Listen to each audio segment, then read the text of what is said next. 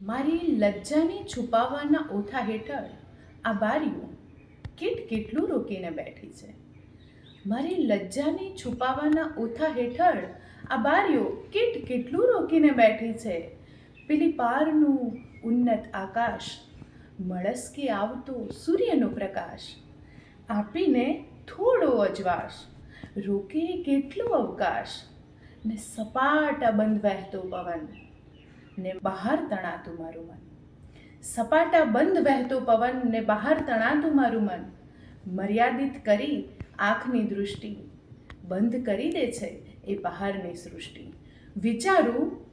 વિચારું કે તોડી નાખું એના કાચ અને સળિયા.